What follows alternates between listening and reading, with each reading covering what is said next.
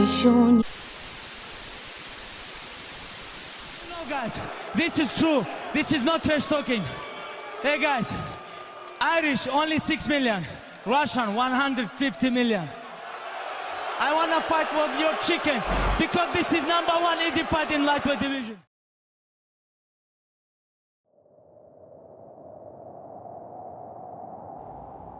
What could have possibly made this tiny little republic within Russia the most dominant wrestling force on the planet? What is it about the small mountainside republic that is able to shape some of the most formidable fighters in the world? And what are some of the key takeaways that people can take in order to implement into their own training and make them better athletes? Two of the best modern fighters the UFC has seen, Khabib Nurmagomedov and Islam Makhachev, both hail from this region. What was it about their upbringing that allowed them to so quickly rise to the ranks of the amateur level and dominate the UFC? Well, in order to get the full answer, we're going to have to go back in time.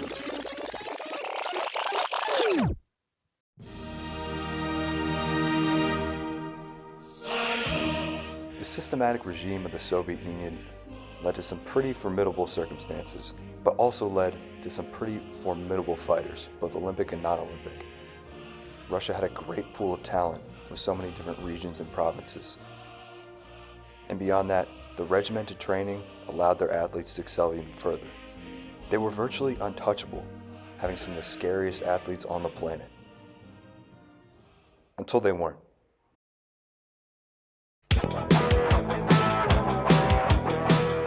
The collapse of the Soviet Union in 1991 led to many internal and external conflicts with their former satellite states, Chechnya being one of them. And unfortunately, Dagestan found themselves in the middle of the massacre that became to be known as the Second Chechnyan-Russian War, leading to mass violence and terrorism. Naturally looking for an escape route, wrestling became the cornerstone of the country, one of their best pastimes, and a way to train and escape from the horrors of what was happening. For these young men, not being involved in wrestling or any form of organized sport would almost surely mean devolving into a life of terrorism or potentially finding yourself a victim of terrorism. This meaning from the youngest age they are possibly able to, all the way up until adulthood, and even beyond then with coaching, they are involved with the sport of wrestling.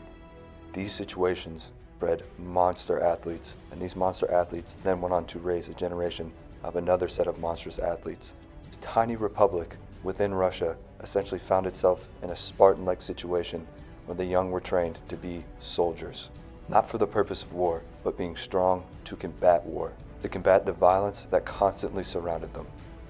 So imagine you are Islam, imagine you are Khabib. You're growing up in a country that's constantly under the threat of war. Through no fault of your own, you must remain on the defensive at all times. Maybe now you could have a better understanding as to why their entire lives revolved around wrestling, why they've been able to make so much progress and far exceed all other competition. Perhaps this can give you a better understanding as to how they're able to so well utilize their own circumstances to enhance their training. In an era where sports performance is so much measured by the amount of technology that you're able to incorporate into your training, how fancy you're able to make your training look, the Dagestanis rule the UFC with some of the most simple and fundamental training techniques. I mean, dude, come on. Khabib is like 4 years old in this clip and he's wrestling a goddamn bear. And there's probably like a terrorist attack happening within miles of this video. Like, that's insane. But I'm getting myself distracted. The real question in this video is, how can you use the training of the Dagestani wrestlers to make yourself better? Well, I think the first answer is pretty clear. It's better to start late than never, and it's better to do more rather than less. Being a part of such an advanced training system from such a young age gives them such a steep advantage on all other competition that they may face in their careers. And beyond that, starting from such a young age develops such an immense work capacity that when they do get older, they can handle such a higher training load than all of their peers. So even if their competition is able to get the training that they are, they're still not going to be able to do the same amount because their capacity is nowhere near the same. So does that mean that you should just give up? Maybe have a kid and try to make them a great wrestler? Brother, if you want your son high-level wrestling, send him 2-3 years Dagestan and forget. Okay, maybe don't actually do that. I don't think it's completely too late for you. Let me help you out. If you are genuinely serious about being the best combat athlete that you can possibly be, or even just athlete in general, then you need to get serious and make sure that your life, in some capacity, revolves around you getting better. I by no means mean to make this a social commentary, but I can promise you that they didn't have to worry about TikTok, any forms of social media, any sort of outside noise. They were entirely focused on training for their sport, as well as keeping themselves and their families as safe as possible. You must, and I mean you must, revolve your life around what you want to improve at. You must eat, sleep, breathe, shit, and piss combat sports. You must become insular, single-minded, and completely have a one-pointed focus on achieving a specific goal. But motivational pep talk aside, what does this look like in reality? What if I'm in school? What if I have work? What if I have to support my family? What are some practical steps I can take? Well, allow me to help you. The first step is creating an order and structure in your training, to whatever extent that might mean for you. So for instance, if you have work, you need to create a routine around that work where you can still get your training in. Let's say your shift starts at 8, ends at 4 p.m. Well, if you can get the training in before work, because you're going to be busy with family afterwards, that's when you need to get it in, and it needs to become a consistent habit. Regardless of all other extenuating circumstances, the work must be done.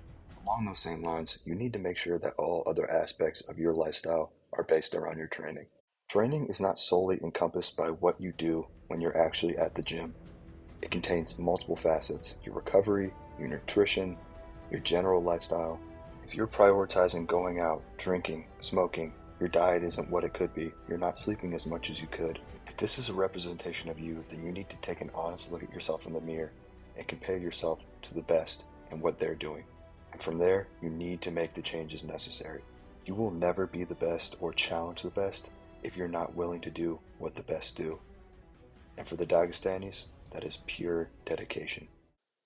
That's all I have for today. Thank you for checking this video out. I hope you were able to take something away from my understanding of the Dagestanis and their training. But regardless, like, subscribe. Have a great day.